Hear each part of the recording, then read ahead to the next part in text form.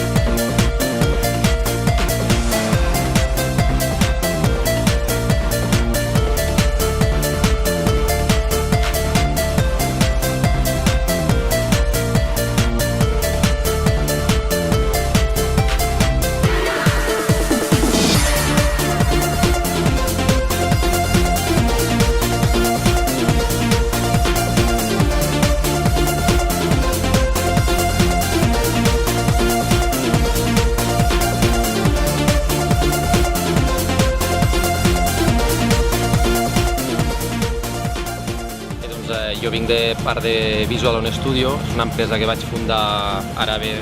farà uns 12 anys i cada any he anat intentant fer coses noves i intentar mirar les últimes novetats que han anat sortint i intentar-ho plasmar bé amb els serveis que ens puguin arribar a demanar o bé siguin festes com aquesta o altres produccions per diferents clients o per diferents ambients. Llavors aquest any el que hem volgut fer és donar un pas més i treballar una mica el que s'està duent molt a terme actualment, que és el video mapping en 3D i que és una mica una gran novetat a nivell de les Terres de Lleida i nosaltres com a empresa pionera, podríem dir, en aquest sector amb el projecte que hem muntat aquí, volem tirar-ho endavant i esperem que els resultats siguin prou favorables. Això és un començament, a partir d'aquí jo crec que anirem a més i aquí estem per la gent que li pugui fer falta, vull dir, qualsevol dels nostres serveis estan a disposició de qualsevol usuari. Jo soc Josep Pedrol, responsable del Palau de Margalef, Castellnou-Batàrrec, i com a nascut a Torregrossa, a l'estiu també soc el responsable de les piscines de Torregrossa. Una cosa per variar del que fem sempre, que normalment és bodes, batejos, comunions, és fer festes com aquesta,